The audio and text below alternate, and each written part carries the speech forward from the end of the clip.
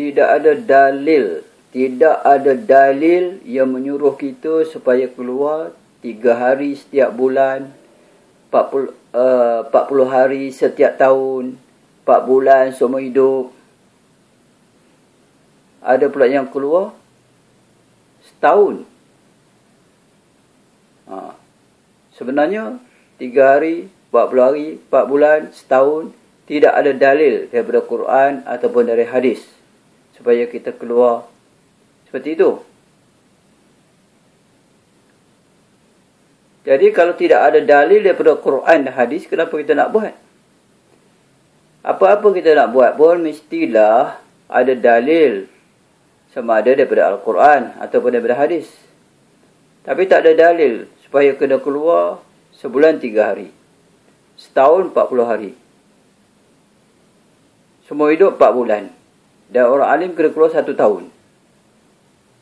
Tak ada dalilnya supaya buat begitu, sama ada daripada Al-Quran ataupun daripada hadis. Satu lagi, tidak ada lagi hijrah selepas hijrah Nabi SAW. Nabi SAW dan para sahabat radhiyallahu anhum hijrah daripada Mekah ke Madinah. Selepas itu tidak ada lagi hijrah. Hijrah fizikal tak ada lagi. Hijrah fizikal tak ada. Yang ada hijrah daripada jahil, tak ada ilmu, kepada alim, menuntut ilmu. Daripada akhlak buruk kepada akhlak baik. Daripada malas beribadah kepada rajin beribadah. Itu ada. Daripada malas menuntut ilmu kepada rajin menuntut ilmu. Hijrah itu ada. Tapi hijrah fizikal tak ada. Hijrah daripada Mekah ke Madinah. Tak ada hijrah lagi. Sebab sekarang ini tak ada lagi kaum muhajirin dan kaum ansar. Orang-orang yang berhijrah itu dipanggil orang-orang muhajirin. Dan orang-orang yang duduk tempat sana, yang tempat kita berhijrah tu, orang-orang ansar. Mana ada muhajirin dan ansar lagi? Muhajirin dan ansar itu di zaman Nabi SAW. Sahabat-sahabat Nabi SAW. Kalau kita nak pergi daripada satu masjid ke satu masjid untuk tujuan nak buat ibadat, semua masjid adalah sama melainkan 3 masjid. Semua masjid adalah sama melainkan 3 masjid. Iaitu Masjidil Haram di Mekah, Masjid Nabawi di Madinah dan Masjid Aqsa di Palestin. Masjid ini sajalah yang lebih daripada masjid-masjid lain pahalanya. 3 masjid saja. Masjid yang lain daripada 3 masjid ni sama saja pahala dia. Kita sembahyang di mana-mana masjid pun sama, melainkan 3 masjid saja yang pahalanya lebih. Selain daripada 3 masjid ni, masjid-masjid lain semua sama, pahalanya sama. Jadi kalau pergi ke antara satu masjid ke satu masjid, satu masjid ke satu masjid, atau satu surau ke satu surau, semata-mata nak sembahyang, nak berbuat ibadat, maka tidak perlu kita bersusah payah menyiapkan barang-barang keperluan, menyiapkan duit yang banyak, semata-mata kerana kita nak pergi ke masjid-masjid. Sebab masjid tu semua sama, melainkan 3 masjid saja.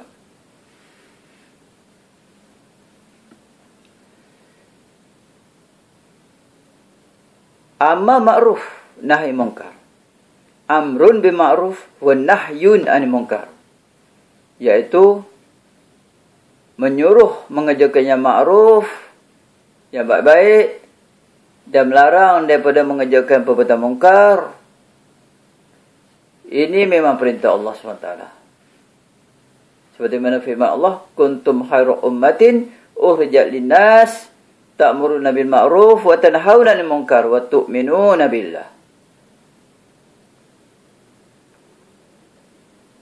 Kamu adalah sebaik-baik umat yang dikeluarkan untuk manusia. Kamu menyuruh mengerjakan yang ma'ruf dan kamu melarang daripada perbuatan mungkar dan kamu beriman dengan Allah. Jadi menyuruh yang ma'ruf dan mencegah yang mungkar, ini memang perintah Allah Subhanahu wa taala.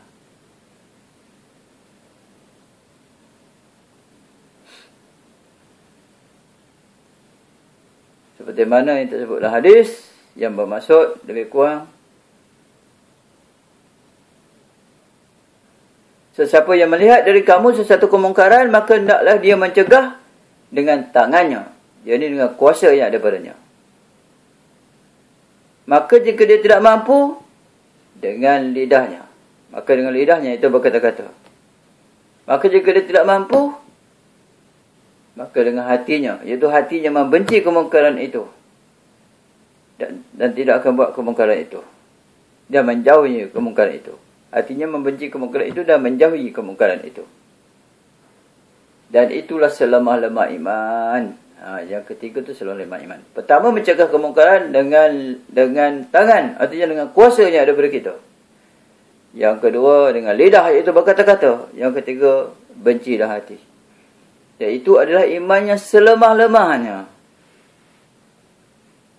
Di mana ke tahap iman kita? Sama-samalah kita menilainya. Adakah kita mencegah kemungkaran dengan tangan? Adakah kita mencegah kemungkaran dengan mulut? Adakah kita mencegah kemungkaran dengan hati? Atau kita langsung tak mencegah kemungkaran? Sedangkan selemah-lemah iman itu mencegah kemungkaran dalam hati. Amrun bil ma'ruf wa nahyun 'anil munkar itu mengajak kepada menyuruh ma'ruf dan menyuruh ma'ruf dan melarang kemungkaran itu memang perintah Allah SWT. Dan orang yang mengerjakan ini adalah umatnya sebaik-baiknya. Sebaik-baik umat. Menyuruh kepada ma'ruf, melarang daripada munkar dan beriman dengan Allah. Kalau kita nak jadi umat yang terbaik, khairu ummatin, umat yang terbaik, maka hendaklah kita buat kerja menyuruh yang ma'ruf dan melarang daripada yang munkar dan beriman dengan Allah Subhanahu wa ta'ala.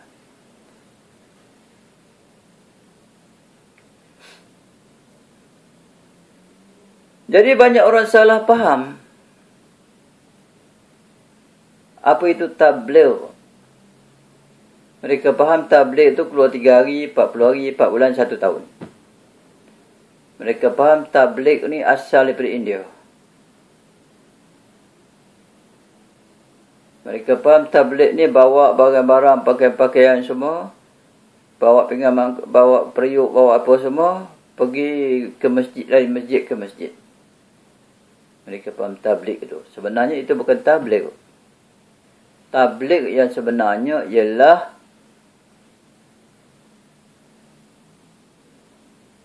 kita mengajak orang-orang yang tak ada kalimah, yang tak ada 2 kalimah syahadah ni, yang belum mengucap 2 kalimah syahadah ni, kepada kalimah.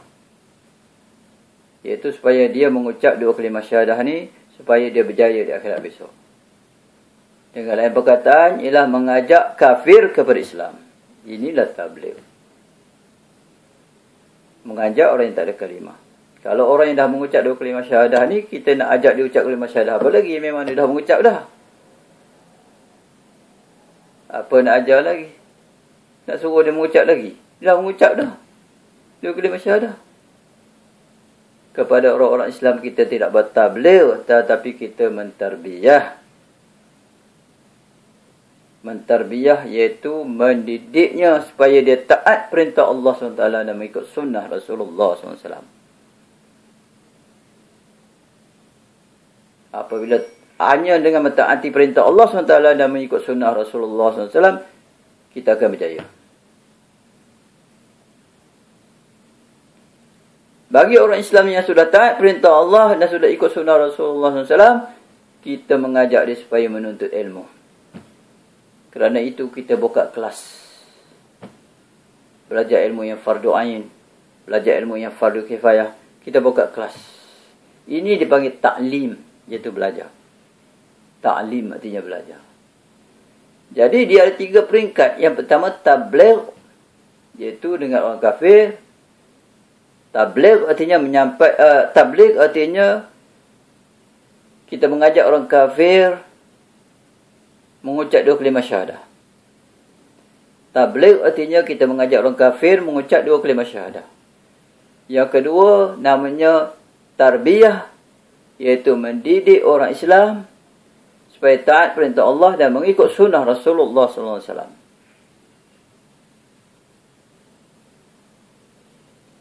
Itu tarbiyah. Mendidik orang-orang Islam supaya taat perintah Allah SWT dan ikut sunnah Rasulullah SAW, dia akan berjaya. Yang ketiga, ta'lim, iaitu kita mengajak mereka ni supaya menuntut ilmu. Ilmu yang fardu ain dan fardu kifayah. Ilmu yang memberi manfaat. Inilah sebenarnya dakwah. Cara Nabi SAW. Kalau kita buat lain daripada itu, bukan cara Nabi SAW. Itu cara nafsu kita. Kita jumpa orang Islam, orang yang mengucap dua kalimah syahadah, kita kata kita dakwah dia. Itu bukan dakwah. Dakwah ni kepada orang kafir. Jadi kalau kita buat dakwah lain daripada cara yang ditunjukkan oleh Nabi SAW, maka itu bukan dakwah. Itu tak akan mendapat kejayaan. Hanya dakwah cara Nabi SAW sahaja yang akan mendapat kejayaan. Percayalah. Hanya dakwah cara Nabi SAW saja yang akan membawa kejayaan. Kita boleh baca sirah Rasulullah SAW. Nabi SAW dakwah orang kafir supaya masuk Islam, supaya mengucap dua kalimah syahadah. Begitu juga sahabat-sahabat, apabila mereka telah mengucap dua kalimah syahadah, mereka masuk Islam, mereka dakwah lagi orang kafir supaya masuk Islam juga. Itu dakwah. Kita tak jumpa orang kafir pun, kita kata kita berdakwah. Berdakwah apa?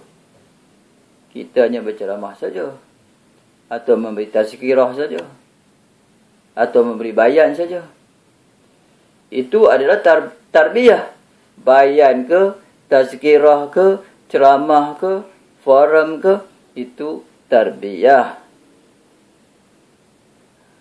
Kalau nak belajar, menuntut ilmu, mesti ada kitab, menadah kitab. Bila menadah kitab, itu baru ta'lim, menuntut ilmu. Ini baru cara sunnah Nabi SAW. Baru ada kejayaan. Kalau kita berdakwah tidak mengikut sunnah Nabi SAW, bukan cara Nabi SAW, tak akan mendapat kejayaan. Percayalah.